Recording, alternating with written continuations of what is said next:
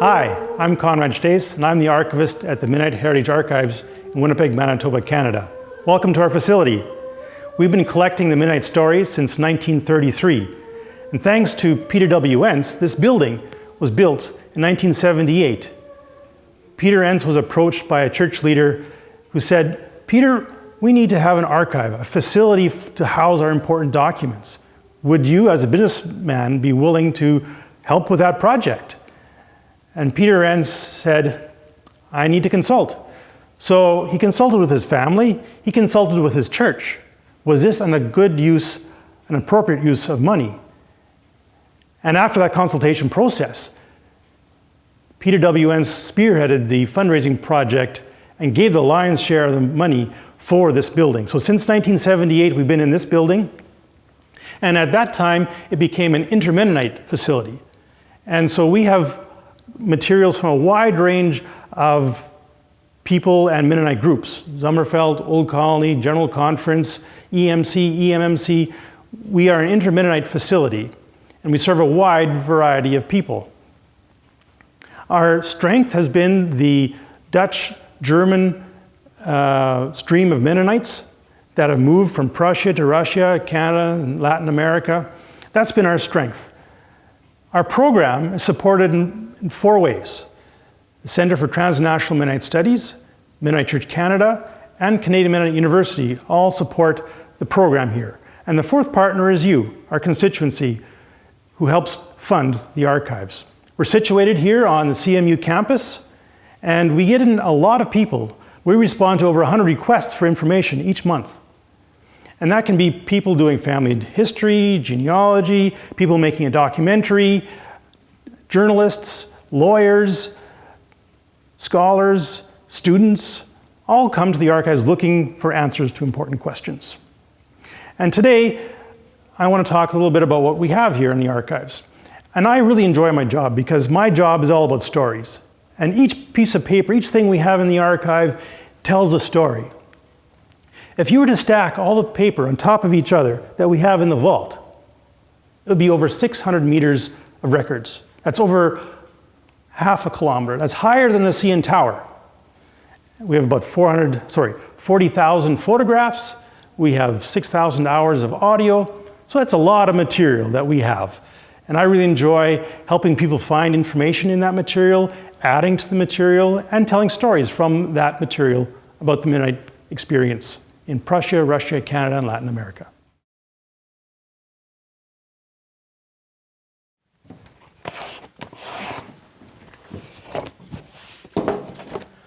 Archives are similar, but not exactly like a library. In the archives, all our boxes are numbered. And when we add new materials, we add it to the end of the shelf. We don't interfile them like a library. So you can see each box here has a number. And when you come to the archives to do research, it's important to remember this number. I had someone come in one time and said, "You know, a couple of years ago, I was in here and you helped me do some research and I found some fascinating things. And it was in a green box. Can you bring out that green box again for me?" Well, of course, I couldn't just do that because as you can see, we have lots of green boxes. And so with all this stuff, 600 meters of paper in our little archive, how do we make sense of this? We can't read everything. How do historians make sense of all this material and give some kind of story about what happened in the past? Well, historians create frameworks, and they look for patterns to fit into those frameworks so they can start grouping things together. So in Western Canada, we talk about Mennonite migration from Prussia to Russia to Canada, and to Canada in the 1870s, 1920s, and 1940s to Western Canada. But what happens to things that don't fall into those frameworks? What happens to stories that don't fit those patterns? Well, they're still here in the archives, so at a different time, when someone wants to look for different patterns, create different frameworks, they're still here for consultation. One story like that doesn't fit into those frameworks, that doesn't fit to that movement of Prussia to Russia to Canada, is the story of Johannes Dick. Johannes Dick was born in 1826 in Prussia. He had a good education. He was an apprentice in a store. And he had a fiancée, Helene Jansen. But he wanted something else. There was something missing. He was looking for some adventure. So in 1846, he decided he's going to go to America, looking for adventure. So he said to Helene, his fiancée, wait for me, I'll be back in 2 years. And he went on a ship, came to the United States. His English wasn't very good, so he had a hard time looking or finding a job. He finally found a job in Chicago, working in a bar. And there he could work on his English. So he's working in the bar. 1848, gold is discovered in California. He says, hey, I want to be a part of that.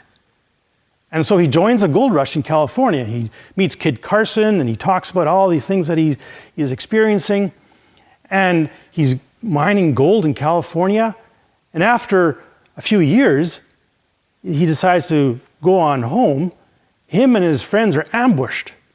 And everyone except for him is killed, thanks to a good horse, a fast horse. So what's he going to do? He's lost all his gold. All his friends are dead. Well, he goes back to the gold mine. And he does some more gold mining. And after about 12 years, he finally goes back to Prussia. And do you think Helene, his fiancée, was waiting for him? She was. And they were married. Johannes writes about some of these things in his diaries, the diaries that we have here. And the diaries are interesting pieces, not only for the information in them, but the diary itself. I mean, here you can see there's been some kind of repair with some duct tape that's been attempted. You open up the book and you can quickly see that, it's not a clean-cut diary or book. I mean, these are individual pieces of notebooks sewn together into one book. So it's a fascinating document. There's two of them like this. They're written in the German Gothic script, but there are sections in here that actually are in English. Well, why would he be writing in English? He knows some English, obviously, he was spending time in the United States, but it tends to be things that when he's frustrated with his family members that he's writing in English. So it's probably things he doesn't want just anyone reading that he's writing about in the English language. Johannes and Helene were married, and they actually moved to Russia along with Helene's parents. And they settled in the Amtracht settlement in Russia. And there Johannes becomes a well-known leader, and that's where he ends up dying, is in Russia. Fast forward a few years, 2 generations, and we get to Johannes's grandson, which is Johannes Dick. Johannes Dick was also a community leader.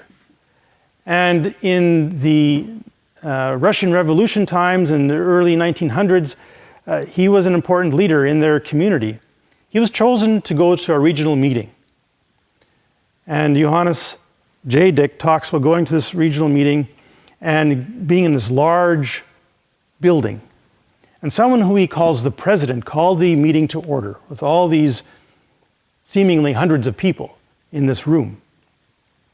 And the president is talking, and the president says, we want to encourage and welcome the policies of the new communist government into our area. Is there anyone who would like to speak against that policy? This invitation for the communist government to come into this area. Well, hands around the room shot up, said, yeah, I want to speak against that. And after the hands went up and the hubbub kind of died down, the president gave a signal. And the curtain behind him dropped. And behind him was a battalion of Red Guards, 4 machine guns trained on the audience. And then the president said, I'll ask the question again. Is there anyone who wants to speak against this? And the room was silent. It was experiences like this that Johannes felt, okay, maybe it's time to leave. So in 1927, he decided it was now time. And it was a hard decision because Johannes had a lot of wealth. And the government was making it more and more difficult for people to leave Russia. And there were laws in place not allowing people to carry large amounts of money out of the country or sending it out of the country. They had to leave it behind. People were finding it difficult to find food. People were disappearing, being exiled, being executed. It was time to leave. So Johannes got all his documentation for him and his wife and 9 children all together, and they left. They went to the train station, and at the train station, they boarded the train, and Johannes gave his daughter Irina a doll.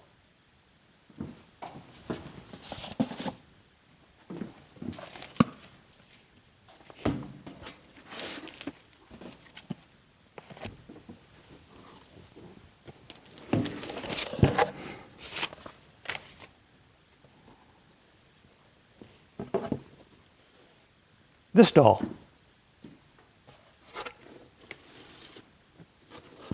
And Rena, this was Rena's favorite doll.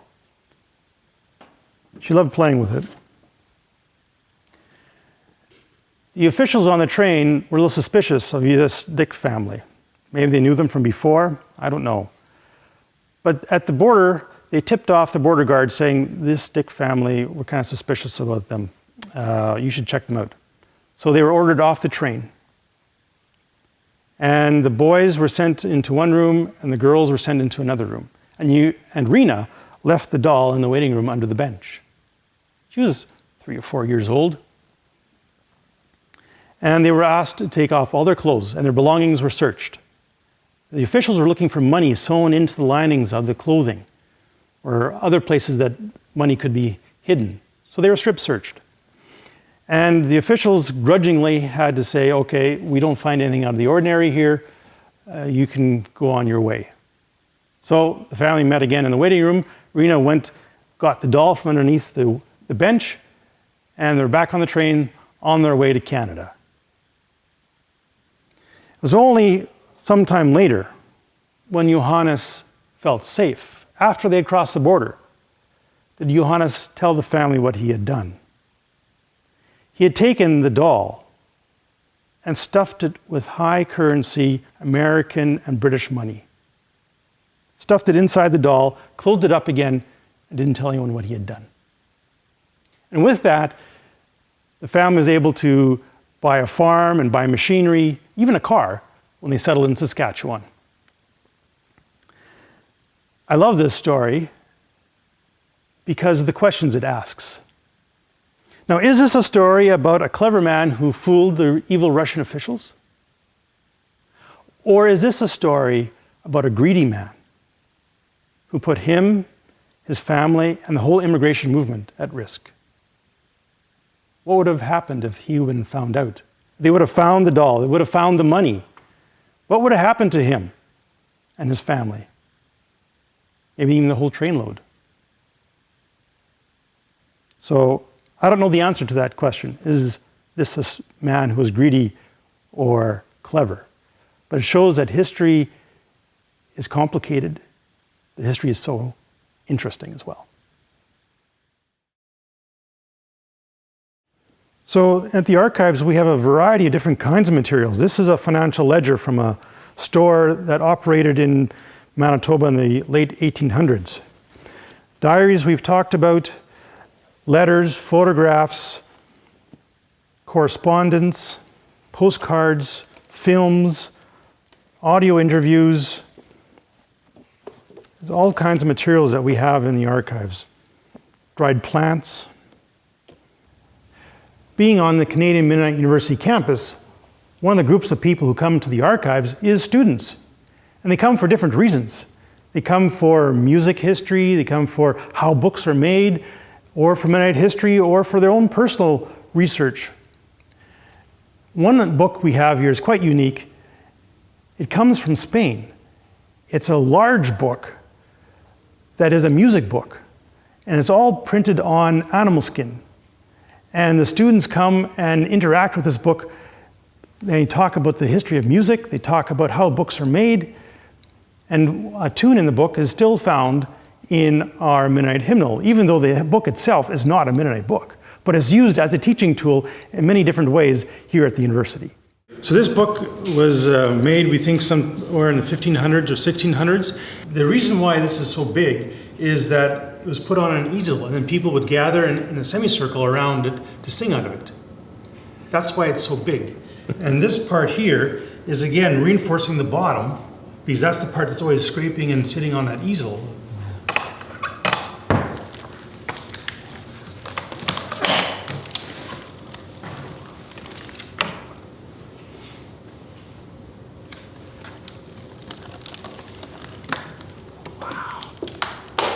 You can see the calligraphy in here, and all these symbols in here have meaning. They're not just there for decoration, they actually have spiritual significance. And so here you see a Dalmatian dog with a torch, which I'm told is a symbol of the Dominican order. So we think this is from a Dominican monastery in Spain. And here you see the phoenix rising out of the ashes representing Christ.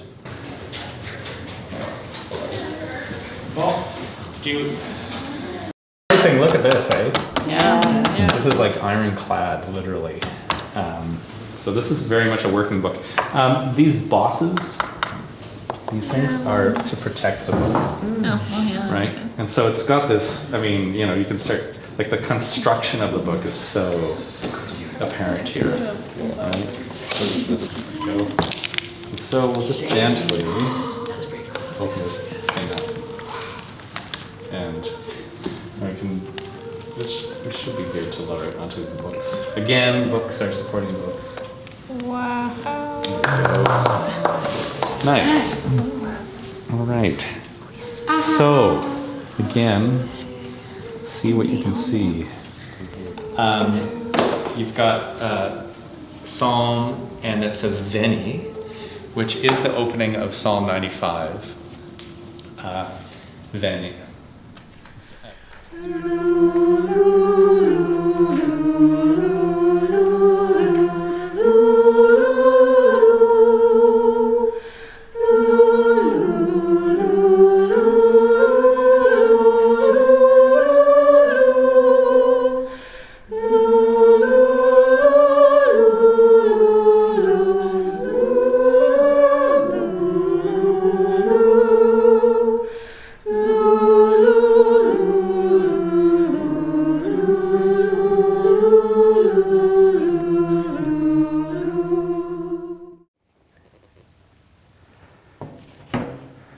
Stories serve many different purposes.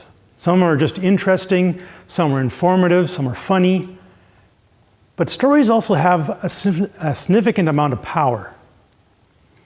Power to influence us and our actions. I'm thinking of Nickel Mines, Pennsylvania in October 2006, when Charles Roberts entered the one-room Amish schoolhouse with guns and evil intentions.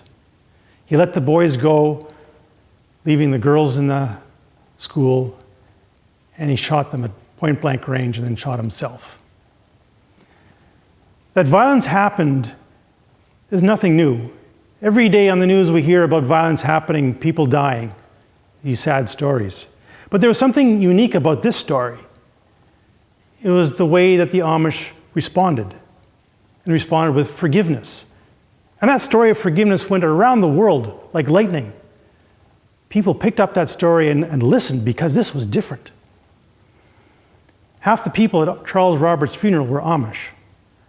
The Amish provided food for the Charles Roberts family. They gave hugs, they offered forgiveness and mercy. At a time when anger and vengeance was expected to flow from the mouths of the Amish, they responded with love, forgiveness, and mercy. Why? Why did they respond this way?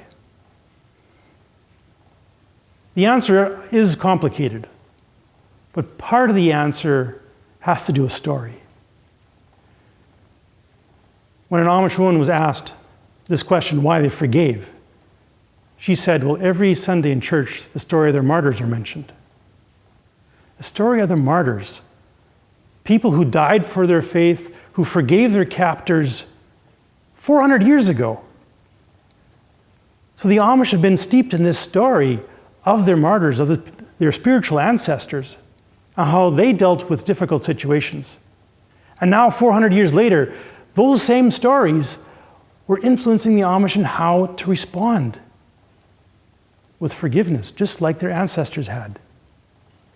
And so these stories have power. They can meet us where we are and guide us to a new destination. Stories are powerful, and we are people of story. So here in front of me, I have an 1814 edition of the Martyrs Mirror. Leather bound. The clasps here, you can see, are gone, but there used to be clasps here. The cover is actually made of wood, not of paper. It's in the German language. The Martyrs' Mirrors include this emblem in here. It's called we've called it the digging man. And on the top here it says Arbeit und Hoffe. And the different editions of the Martyrs' Mirror, this picture somewhat changes. His orientation left or right, the background changes from rural to urban, from European to more North American. But these wording on here stays the same, work and hope. And through work, the Mennonites had hope that they would be accepted in their regions where they were moving to. But the stories in here are powerful stories of people having a faith, being persecuted for that faith, and really being tried. Many of them died for their faith, and died and yet offering forgiveness for what was being done to them. So the archives are full of stories. And if you want to know more about the Mennonite Heritage Archives, you can visit us online, or you want to start your research, you want to learn about Mennonite past, you want to hear some stories, you want to donate, go to mharchives.ca to learn more. Thanks for joining me.